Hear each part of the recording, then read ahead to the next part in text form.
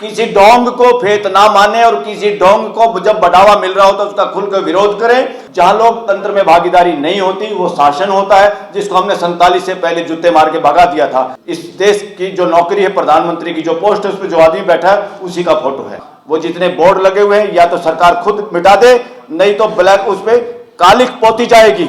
ये सिर्फ और सिर्फ षड्यंत्र है आरएसएस का, किसी आदमी को कैसे ओबीसी की वोट लेके प्रधानमंत्री बनाना है। इस साजिश के तहत ही उनके समाज को ओबीसी कैटेगरी में डाला गया।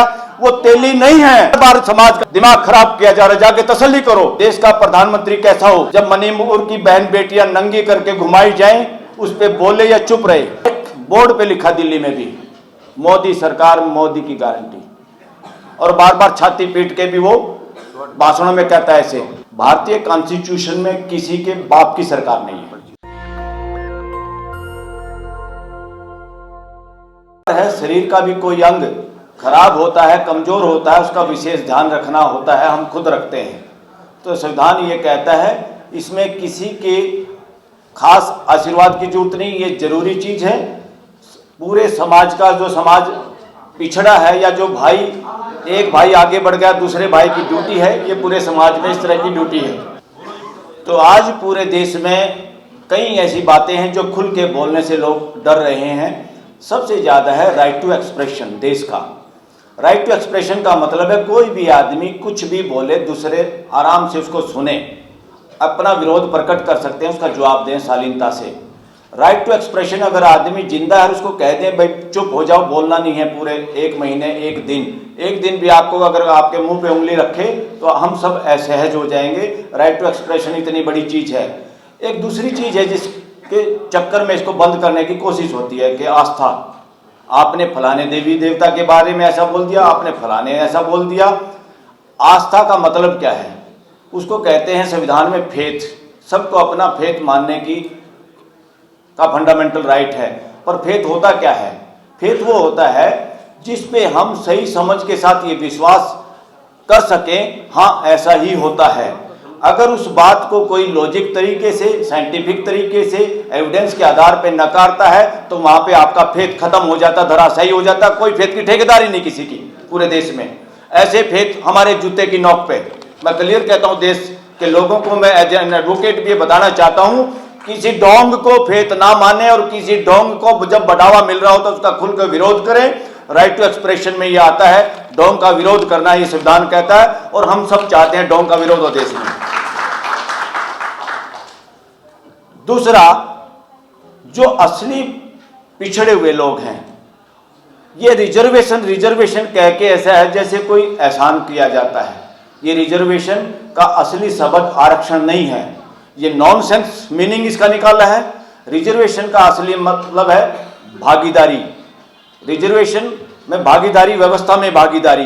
ये सरकारी नौकरी किसी के बाप की नहीं है, ये भागीदारी करने का तरीका है देश की व्यवस्था में। इसलिए अगर देश की व्यवस्था में सब लोगों की भागीदारी नहीं होती, हमने बहुत देख लिया इस देश में। अब तो थोड़े थोड़े हालात ठीक हुए, उससे पहले तो पर्टिकुलर कुछ खास वर्ग के ही लोग इस देश में अफसर थे, सारे सीएम थे, सारी तरह की पोस्टों पे वो लोग थे, और उसमें कैसे भाई भतीजावाद हुआ और लोगों को कैसे इग्नोर किया गया, और लोगों को ऑफिसों में बैठने तक की जगह नहीं मिली। कुर्सियां खाली होती पर जुबान पे ताले लगे होते, वो ये नहीं कह सकते थे कि बैठो, ये आपका ऑफिस है, मैं आपका नौकर हूं।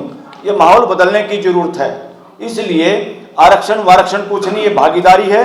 लोकतंत्र में सबकी भागीदारी सुनिश्चित होती है। जहां लोकतंत्र में भागीदारी नहीं होती वो शासन होता है, जिसको हमने 47 से पहले जूते मार के भगा दिया था। कोई राजा नहीं, कोई शासन नहीं, लोकतंत्र है। और लोकतंत्र में कोई मालिक राष्ट्रपति नहीं, प्रधानमंत्री नहीं, ये नौकरियां हैं, पोस्ट हैं, और उन पोस्ट पे 5 साल में किसी को चुन के हम बिठा देते हैं। उसकी ड्यूटी संविधान के अनुरूप काम करने की है। इन नौकरों को संविधान के अनुरूप काम करना होता है, ये मालिक नहीं है। और आज मैं देख रहा हूं दिल्ली में 2 तरह के नज़ारे मुझे नजर आते हैं।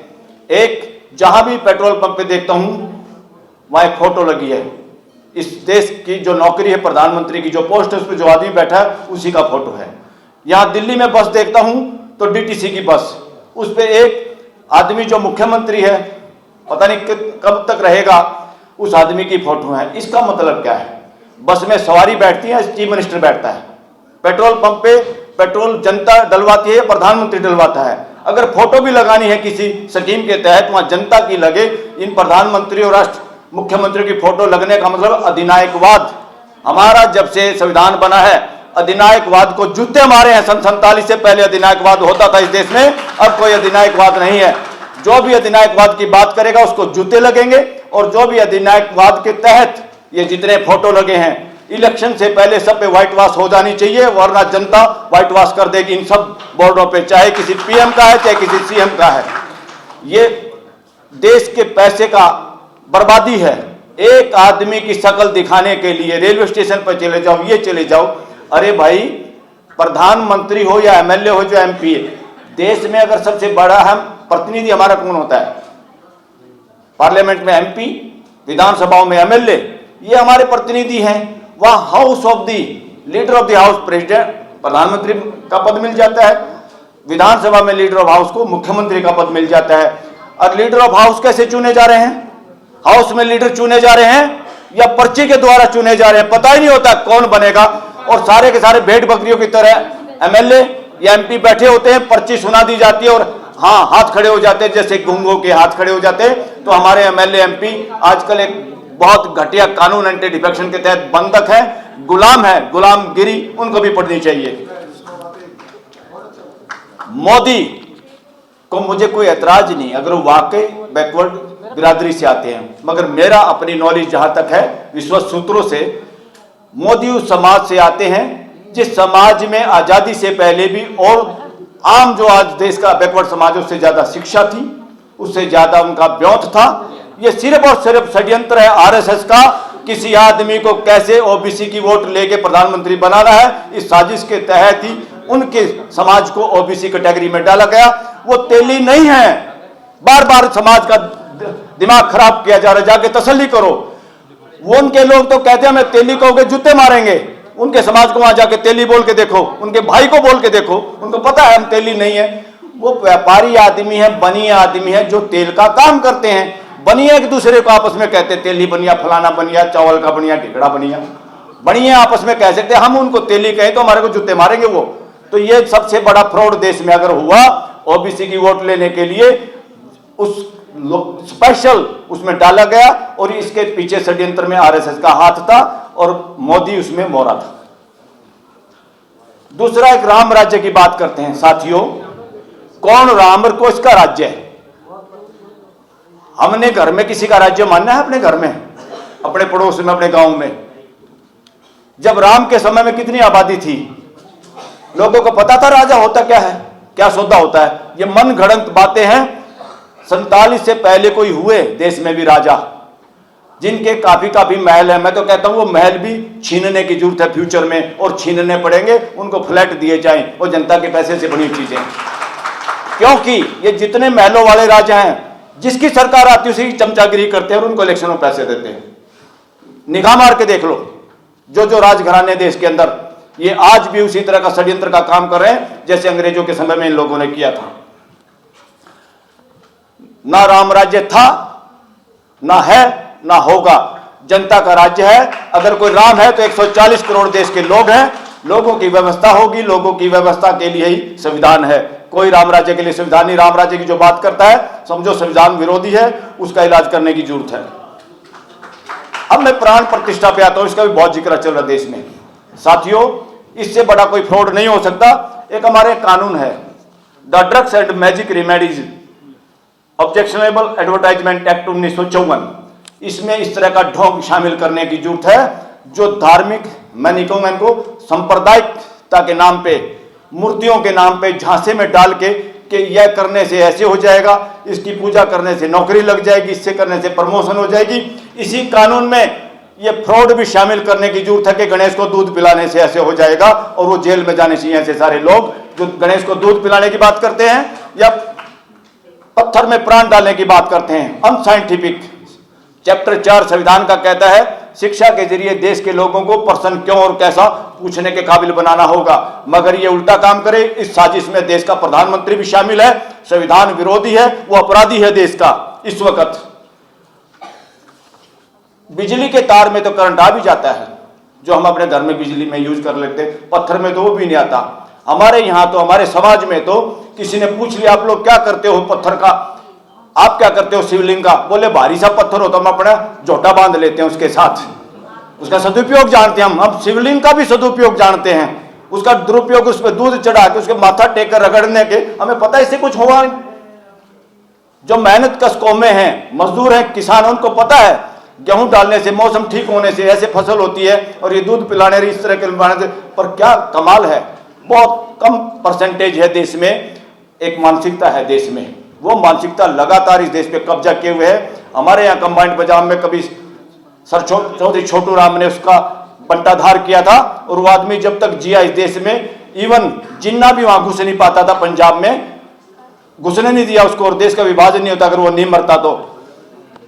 मंडी और फंडी, वो भी कहते थे, मैं भी कहता हूं, मंडी और फंडी मानसिकता इस देश में कैंसर की तरह से है। मंडी फंडी मानसिकता जो ढोंग के जरिए आजीविका कमाते हैं, और लगातार जिनके पास पैसा रहता है, मरने में भी जीने में भी, गरीब से गरीब आदमी भी फंडी के जाल में फंसता है और अपने बर्बादी करता है, मानसिक गुलामी करता है। दूसरा है मंडी मानसिकता। मंडी मानसिकता क्या है, फंडी मानसिकता क्या है, अब राम मंदिर के चारों तरफ जो फंड हो रहा है उसके चारों तरफ बहुत जमीन एक्वायर होगी, बहुत जमीनों के भाव बढ़ गए, वहां क्या होगा, कुछ व्यापारियों के बयान भी आप लोगों ने पढ़े होंगे, वो कहेंगे बहुत सारे 5 स्टार बनेंगे, यानी फंडी फंड करेगा और मंडी व्यापार जमाएगी, वहां जाएगा गरीब आदमी, चाहे निःशुल्क राशन वाला भी देश का जाएगा, वो भी 5-10 रुपए चढ़ाएगा, यानी और गरीब होने की गारंटी है। ये मंडी और फंडी मानसिकता से बाहर होना पड़ेगा। ये दोनों सगे भाई बहन है, फंडी और मंडी। फंडी कहता है यहां धोख मार लो, इसका नाम ले लो, यहां पे व्रत रख लो, ये कर लो, वो कर लो, जिंदगी सुधर जाएगी, और तुम्हारा जो हाल हो रहा है तुम्हारे कर्मों का फल है। ये तो फंडी कहता है। मंडी ये कहता है भाई जिसके पास पैसे, पैसे से पैसा कमाता है, तुम्हारे पास कुछ है ही नहीं, तुम्हारे बुजुर्गों के पास कुछ नहीं था, तुम्हारे पास पैसा कहां से आएगा, हम तो शुरू से पैसे वाले हैं इसलिए पैसा हमारे पास रहेगा। ये मंडी मानसिकता है। फंडी और मंडी मानसिकता का इलाज करना होगा। आगामी इलेक्शन में ऐसी मानसिकता के लोगों को सरकार से दूर रखना होगा, ताकि वो लोग वहां ना पहुंचे और संविधान की ऐसी की तैसी ना कर पाए। साथियों, समझ जाओ कि शासन चल रहा है या लोकतंत्र चल रहा है। लोकतंत्र का मतलब है व्यवस्था, और शासन का मतलब है धक्काशाही, राजा की तरह पुलिस की वजह से। जब पुलिस ज्यादा काम करती है, ईडी इनकम टैक्स ज्यादा काम करता है, संगीन के साए में नेता लोग रहते हैं, या जब भी कोई ईवीएम हटाओ की बात करता है उनको पुलिस से पकड़वा दिया जाता है, या किसी गरीब की बेटी या कोई प्रोफेसर दिल्ली में हटाया जाता है, रितु जैसी प्रोफेसर, वहां पर धारा 44 लगा दी जाती है। इसका मतलब है संगीन के साए में शासन पनपते हैं, और संवाद से ही लोकतंत्र चलते हैं। व्यवस्था सिर्फ संवाद से चलती है। होना यह चाहिए था, जिन प्रोफेसर के जो धरने पे बैठे हैं, वाइस चांसलर को वहां खुद जाना चाहिए था, माथा रगड़ने, बेटा बोलो क्या बात है, क्या आपके साथ अन्याय हुआ, हम आपकी क्या मदद कर सकते हैं। ये है लोकतंत्र। मगर वहां बात करने के बजाय उनको पकड़ा जा रहा है, इधर उधर थाने में ले जाके छोड़ दिया जाता है, धारा 44 लगा दी जाती है। और वकीलों पे भी शक हो गया, जो वकील फुटपाथ पे चले सुप्रीम कोर्ट के लिए, उसको भी पुलिस बहका के इधर उधर छोड़ने का काम करती है। एक और साथियों, अब इस फैसला आप करिए, ये संविधान के हिसाब से देश चल रहा है या कोई लोगों का गलती से हमने कब्जा करवा दिया है। देश का प्रधानमंत्री कैसा हो, जब मणिपुर की बहन बेटियां नंगी करके घुमाई जाएं, उस पे बोले या चुप रहे? आप बताओ, बोले या चुप रहे? जब बहन बेटियां जो खिलाड़ी हैं, इतने उच्च स्तर के मेडल ला के भी उनके साथ छेड़खानी करने वाला बदमाश के पक्ष में बोले या चुप रहे प्रधानमंत्री? उसको पार्टी से निकाले या पार्टी में रखे? ये सिचुएशन है, जहां पे लक्ष्मण यादव जैसे प्रोफेसर को हटा के, जहां स्टूडेंट भी धरने पे बैठे और वहां पे सिर्फ आरएसएस के चेले वहां से उस ट्रेनिंग लिए हुए, यानी आरएसएस एक संगठन का नाम अब समाज ये कहने लगा है, राष्ट्रीय सर्वनाश संघ। ये बहुत षड्यंत्र चलता। आप क्या सोचते हो देश में कावड़ ज्यादा बच्चे लाते हैं? ये लाते नहीं। इसके लिए नागपुर में मीटिंग होती है, कावड़ में कौन कौन सेठ, किस पूंजीपति का पैसा लगाया जाएगा, पैसा कहां से कहां आएगा, कहां केले फ्रूट और तंबू लगाए जाएंगे फ्री फोकट में, ताकि इस भेड़ बकरियों को लाके उसी लाइन में चलाया जाए और अपना मानसिक गुलाम बनाया जाए। ये सारे षड्यंत्र, जितने धार्मिक यात्राएं चल रही हैं, नूह में एक धार्मिक यात्रा चली थी, वो भी यात्रा बाद में याद आई, नई उसकी भी नई ब्याह सगाई होनी थी, कोई नई यात्रा की। वहां पे समाज सामने आया, एक समाज ने खुल के ये कहा कि हम नहीं आएंगे साथ में यात्रा के। मैंने कहा ये क्या बात हुई कि हम नहीं आएंगे? ये बोलो जो यात्रा निकालेगा और बेहूदगी करेगा बाकी समाज के साथ, उसको सबसे पहले लठ हम मारेंगे, ये है। और ये हम सबको करना होगा। कोई एक समाज के साथ अगर छोटी सी भी हरकत हो, एक ऐसा लड़ने वाला आदमी जो सरकार के खिलाफ आवाज उठा रहा, वो अगर बोले तो सभी लोगों को एक दूसरे का साथ देना है, हैंड होल्डिंग करनी है, हाथ पकड़ना है एक दूसरे का, तब जाके हम संगठित होंगे। और एक बोर्ड पे लिखा दिल्ली में भी, मोदी सरकार, मोदी की गारंटी, और बार बार छाती पीट के भी वो भाषणों में कहता है ऐसे। साथियों, भारतीय कॉन्स्टिट्यूशन में किसी के बाप की सरकार नहीं है, ना मोदी की है ना XYZ की है, ये देश की जनता की सरकार है, इसका नाम है भारत सरकार। वो जितने बोर्ड लगे हुए हैं या तो सरकार खुद मिटा दे, नहीं तो ब्लैक उस पे कालिक पोती जाएगी, क्योंकि कालिक पोतनी पड़ेगी, क्योंकि संविधान विरोधी काम है। जो भी संविधान विरोधी स्लोगन होगा, कोई काम करेगा, हम उसका विरोध करेंगे, और ये हमारा सबका राइट है, ड्यूटी है, ये काम करना पड़ेगा खुद को।